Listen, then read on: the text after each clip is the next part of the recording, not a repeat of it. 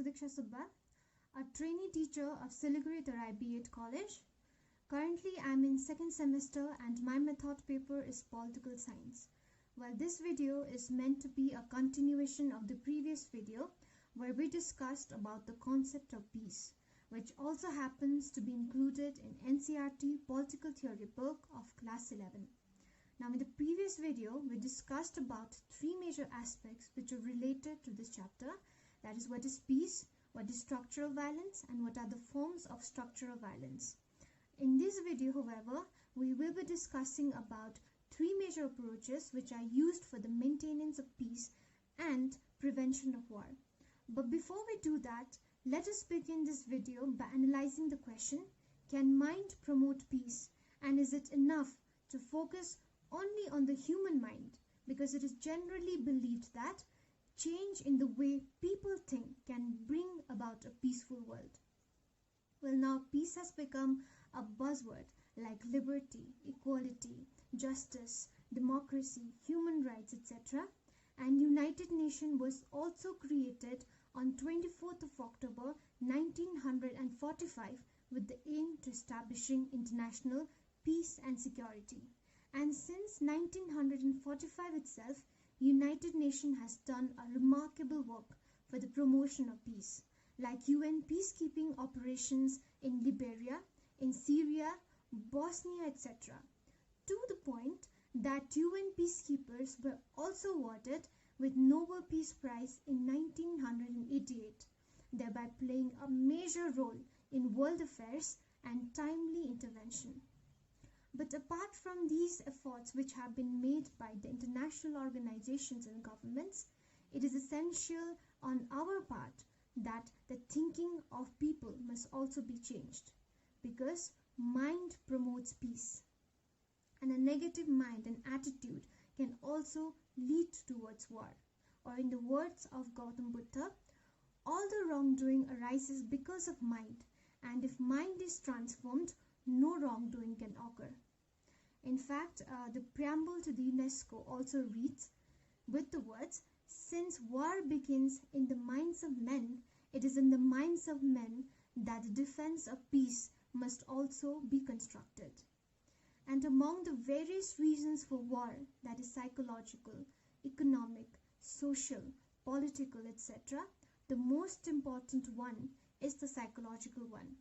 That is to say, war begins in the conscious minds of men, and these minds of men can also be transformed through education, through science, through culture, through spiritual practices like compassion and meditation.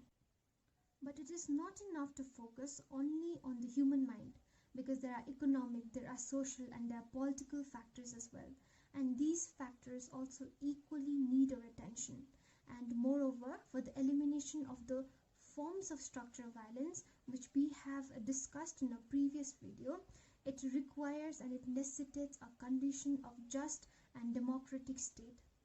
And there are three major approaches which has been mentioned in this chapter, which will not only help to maintain international peace, but it will also help to create a favorable condition for just and democratic world order. So now let us discuss about these three important approaches. The first approach is to respect the sovereignty of the state. Now let us understand the meaning of the word sovereign state. First, a sovereign state is a state with defined territory. It administers its own government and it is not at all dependent on any other power. And far from being a force of aggression, sovereignty historically it has been used as a way of promoting peace and establishing boundaries. Now this first approach, what it does is that it highlights the point that competition among the state is a fact of life.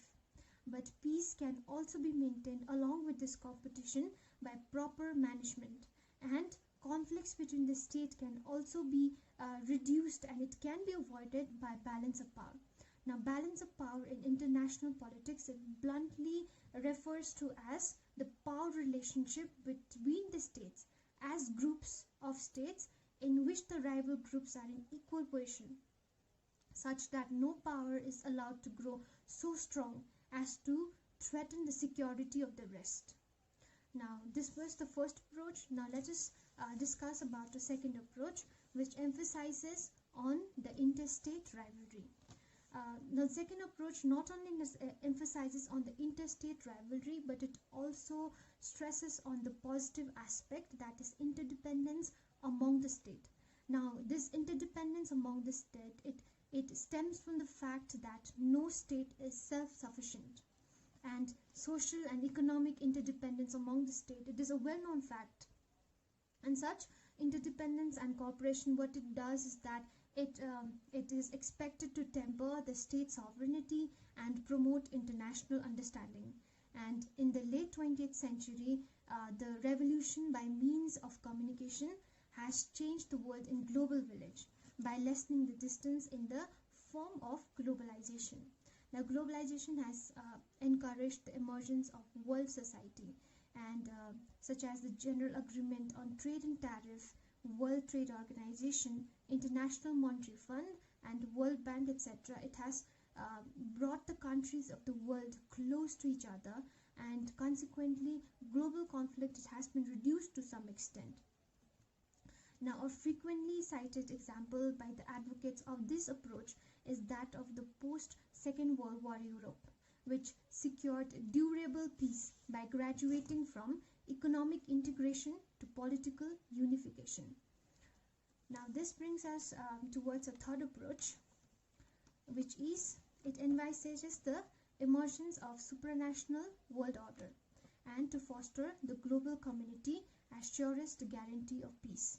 Now, what it means is that if there is a global community, then the nations of the world, they will try to maintain peace and ultimately establish world state.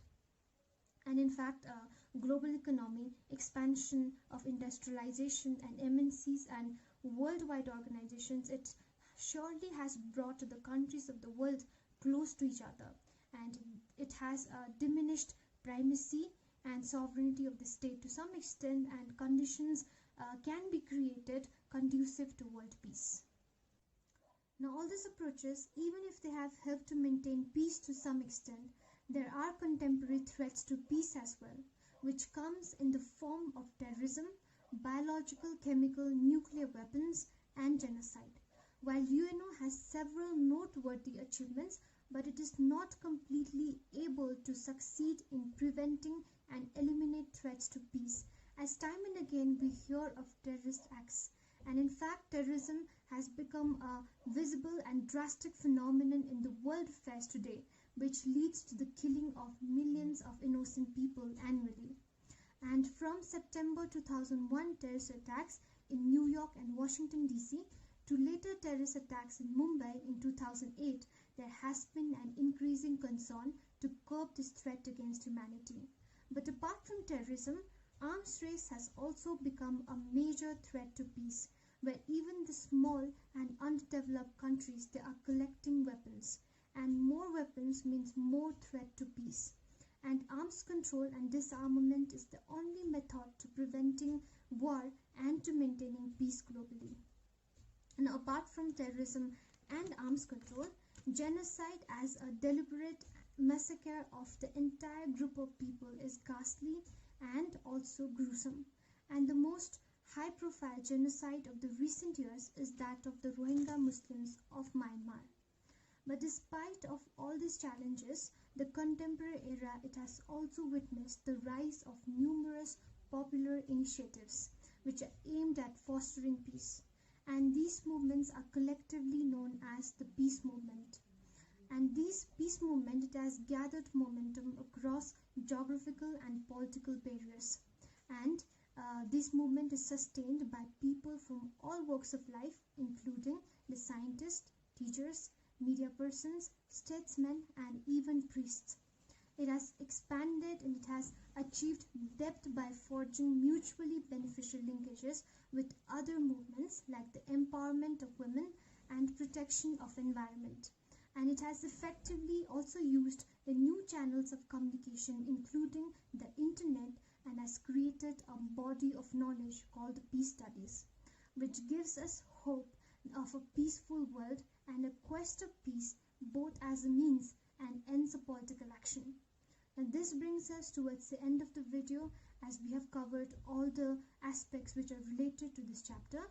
So that's it for today, and thank you for watching.